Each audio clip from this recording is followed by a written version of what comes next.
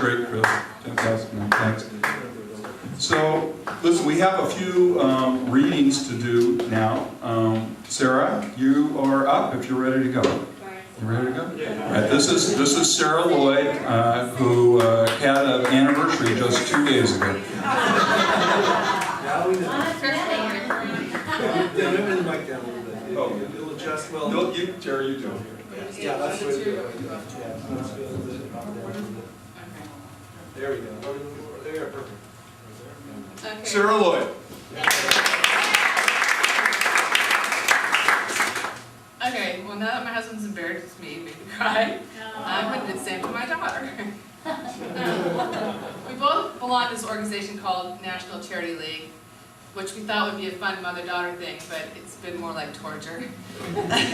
Anyways, the graduation's in 2 weeks, and the moms were all supposed to write something for their daughters, and they didn't like mine because it was a poem. So she gets it tonight instead. Lucky us. Thank you, Kat, for all you do. It's been an honor to raise you. There's so much I'm thankful for. This list is small, but there's more. From endless pirouettes in my kitchen to laughing loudly for little reason. For all your texted I love yous and taking challenges you're not sure you're up to. From hot gooey cookies baked just right to bringing Ben & Jerry's on hot Vermont nights. For listening to friends who need someone to talk to and going to the theater when you don't really want to. From laughing at the tears I can never hold back to giving 100% be school, dance, or track. For having the chance to watch you grow and knowing it's time now to let you go. These are the things I'm thankful for.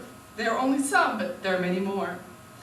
And there are things I've learned from you. Yes, dear God, there are a few. Like my texting your friends you find creepy and not to bug you when you're sleepy. You'll eat my chocolates if I don't hide them. You think phone chargers go where I can't find them. But you've also brought depth into my life. Because of you, I'm Christopher's wife. You've encouraged me to write and write, so now there's a reporter in your life. A more modern mom you've taught me to be. You'll be sorry, just wait and see. For while Facebook is still way beyond me, I know how to text you never-endingly. But despite these things, I love you more than I ever had before. But nonetheless, you find it hard to believe I hold you in high regard. But alas, it's very true. I'm extraordinarily proud of you. I've made a list of the things that you do, of some of the reasons I'm proud of you. Staying true to what you know is right, not backing down when it's worth a fight. Knowing when to walk away, forgiving at the close of day.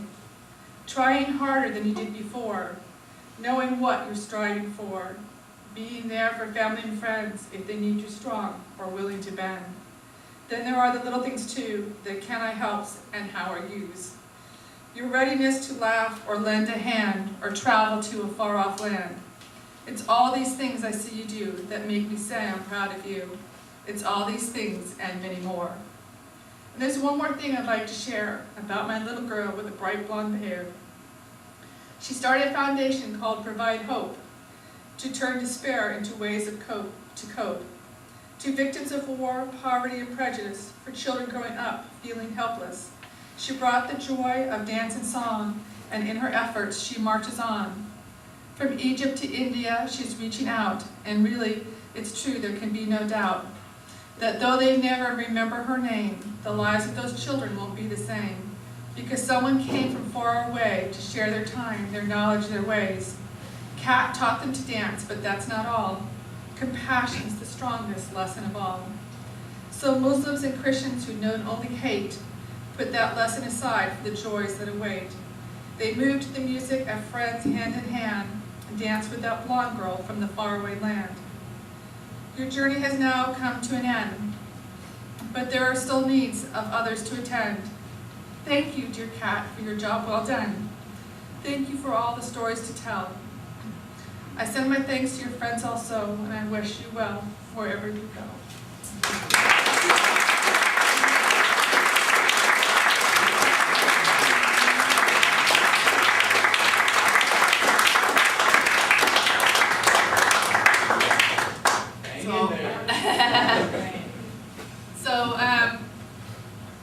really is the one who set Christopher and I up, and so she's responsible for that. But she also kept bugging me to write things, and she started, as I told you, an organization called Provide Hope, and so I kept bugging the local paper to write a story about it, and finally the editor said, well, we're really busy, you write it.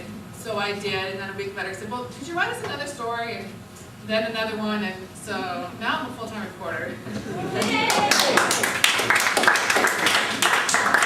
So that's been an important part of my life, not only being my daughter.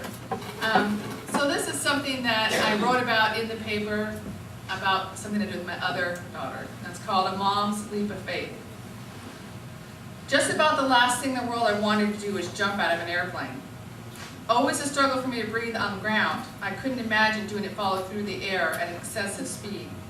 But as genuine as an excuse as that was, an excuse it was. So when push came to shove, and having been stood up by her friends, I was left to either watch my daughter skydive alone on Christmas Eve or go with her. I'll never regret that I went. I was half in mom mode, half in reporter mode. I planned to take notes for as much as the process as I could. But when my hand shook too hard to hold the pencil, I had to abandon that plan. But as I asked 1,000 questions just the same, not about safety, not about what was going to happen, but solely about the others who had jumped, about the coaches. Luckily for me, there was no waiting. Having come before but forced away by bad weather, the paperwork and video watching was already done. We donned the optional flight suits and gear, got goggles, got on the plane. I'm sure we were instructed, but it was short, sweet, and immediately forgotten. My beautiful daughter, Liza, my about-to-be Cornell University graduate and self-admitted adrenaline junkie, boarded with her coach. Strong, smiling, quiet, I felt confident in his ability to keep her safe. Determined to make this a wonderful experience for her, I breathed deeply, exhaled slowly, and fought off impending tears. I boarded with my coach. Thank God for him. Steve and a 20-something who was active military duty boarded too. I helped him slide the door closed, more a large picture window than anything else, and then peppered the poor kid with questions. Lompoc grew small below us. Clouds began rolling in. Perhaps it would be too thick for us to jump by the time we circled back over the jump site. It was so beautiful, I forgot to be afraid. Almost, anyway. This time I listened to the instructions as Harrison clipped the harness between us and pulled it tight. The door opened. Stephen was sucked from the plane, or so it seemed. Later, Liza admitted that seeing her mom disappear out the door of the plane momentarily frightened her. It frightened me too as we plummeted head first toward the ground. Holy God, what have I done?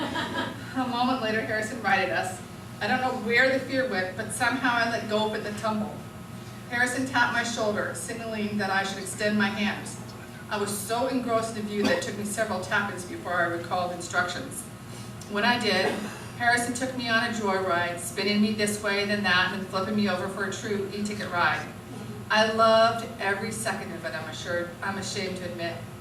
Maybe there's a little more youth left in these old bones than I thought. Too soon, really, the chute opened and the free fall transformed into quiet stillness. I could see the entire Santa Ynes Valley, the mountains, Santa Barbara, the ocean beyond. I could see my home. And Harrison turned us so I could see Liza as well. We slid in on our butts a few moments later, a soft, if not elegant landing.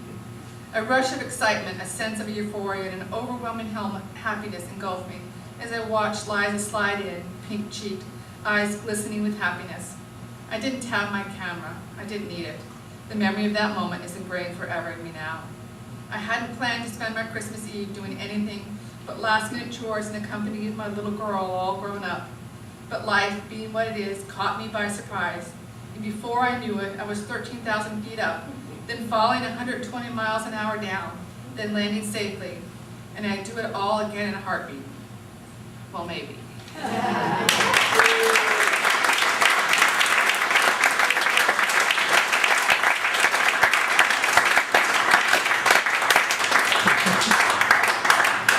So that's Sarah Lloyd. Often referred to as Lloyd. We have to ask him.